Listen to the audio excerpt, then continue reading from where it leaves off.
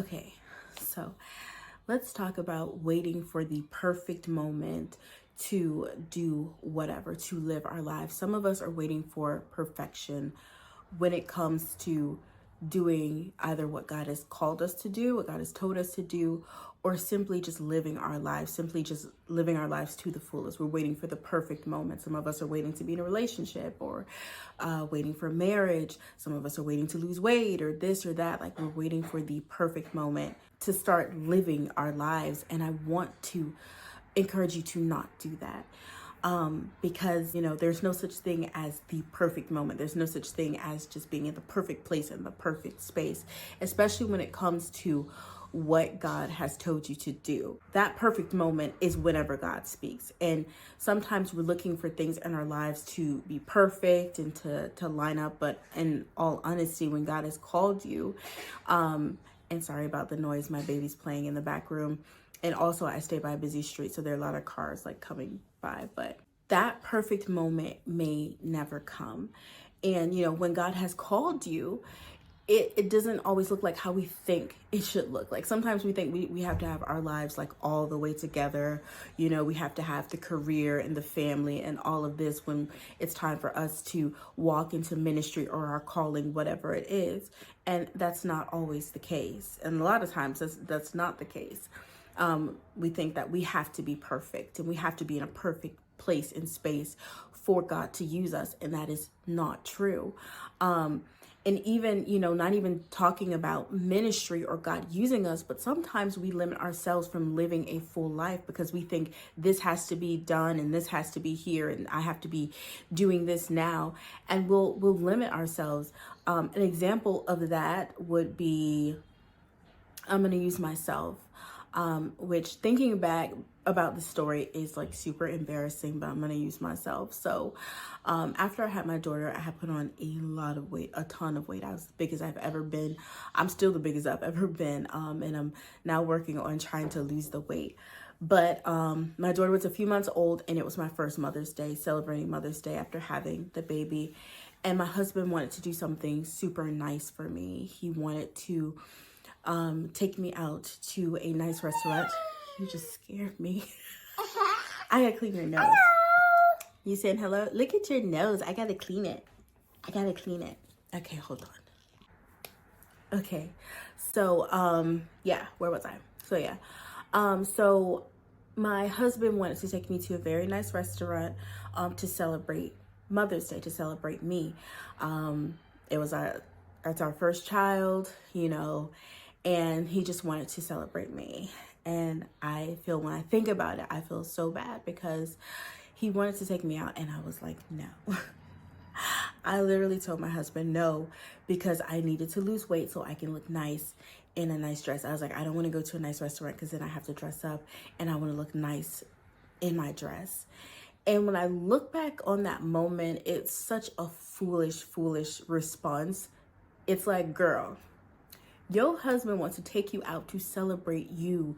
You gave birth to his child. He wants to celebrate you. He wants to take you to a nice restaurant. And you're sitting here talking about no because you need to lose weight so you can look nice in a dress. Like, we don't get those moments back. You know what I'm saying? And I'm not saying that my husband can't take me out now or he doesn't take me out now, but I'm saying that was my first Mother's Day. He wanted to make it special. He wanted to celebrate me.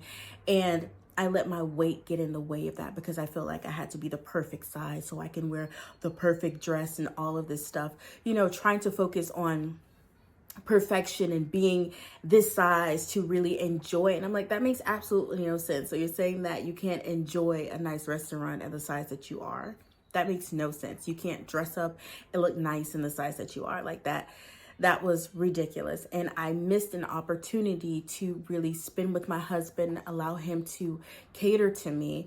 And again, not that he doesn't do it now, but I missed an opportunity to just have a special moment, create a special memory with my husband because I was so focused on my weight and having to be the perfect size to wear a nice dress or whatever. Like, that was absolutely ridiculous. I can't go to a nice restaurant because I don't. Ridiculous. It's ridiculous what we tell ourselves. But that was just an example of, just saying I can't do this now, or I have to put this off because I'm not here yet, because I didn't do this, because I got to do this, I got to do. Stop doing that because you're preventing yourselves from living a full life. The Bible says that Jesus came to give us life and give it to us more abundantly. We're supposed to be living a life of abundance, and we will limit ourselves from living that kind of life because we're not, we're looking for perfection before we can begin, whatever it is, living, traveling. Some people, they're not going to travel because they want to travel with their spouse and they're not married yet. And it's like, you don't need a spouse to travel and enjoy the world that God has created, this beautiful earth. There's so much beauty in this earth in different places. Like, you're going to limit yourself because you're not married. Like, some people won't go out, to eat because they're like, I want to go out when I'm in a relationship, go to a nice restaurant. Like, some people are putting off going to nice restaurants because they're not in a relationship. Treat yourself, girl. Go out, sit down, have dinner with yourself, have lunch with yourself. Go to try that new restaurant that you've been dying to try. You're putting it off because you want to be in a relationship, and try that with a guy. That makes absolutely no sense. But yes, you're putting it off because you want to go with a guy, or you want to go with friends. Like, enjoy life, enjoy those things, because the Bible says tomorrow's not promised to anyone. We're putting off this and putting off this. Like, okay, I'm going to do this. I'm going to start it then. I'm going to start it then. I'm going to start it then. And you never start it because you're waiting for the perfect moment.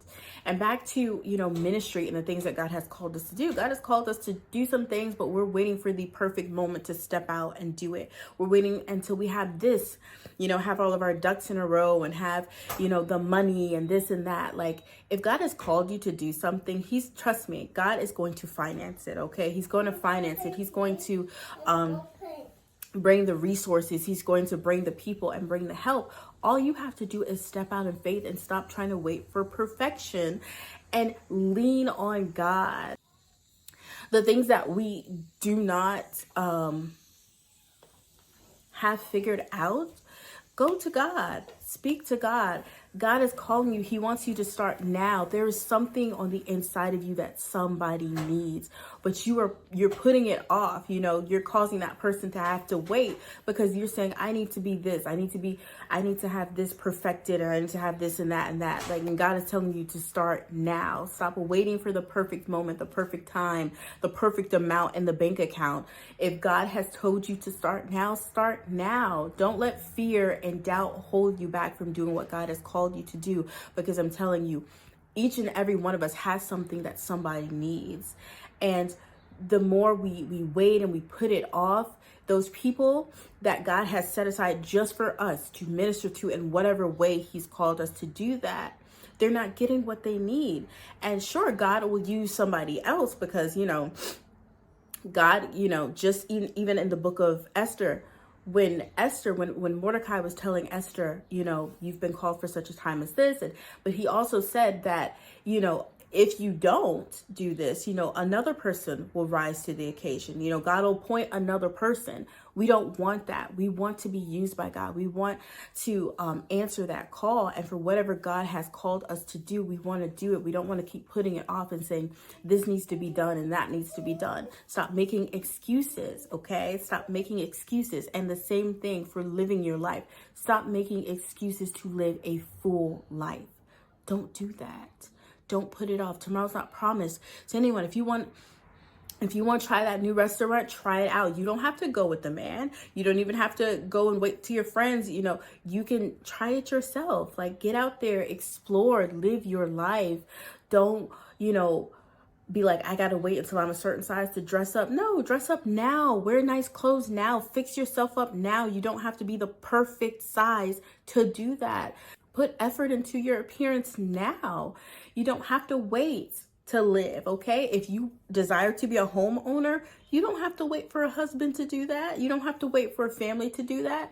Go after it now. Like, stop trying to wait for the perfect moment and the perfect, time in your life, and do it now. Of course, we are led and guided by God's timeline, and God's timeline does not look like our timeline. In fact, God's timeline, a lot of things that we think that should have happened now for us before we can begin whatever it is, God is saying, do it now. And it doesn't, and our lives may not look like what we think it should look like when God calls us. So I encourage you, Do that thing now. Go after that thing now. Answer the call of God now. Do not wait. Live your life now to the fullest. Don't wait for the perfect moment. Live, enjoy your life. We only get one life on this side, and I intend to live my life to the fullest. I'm not waiting till I go die and go to heaven to have a beautiful life. I want a beautiful life now, and I'm going to live that beautiful life now, and I encourage you to do the same.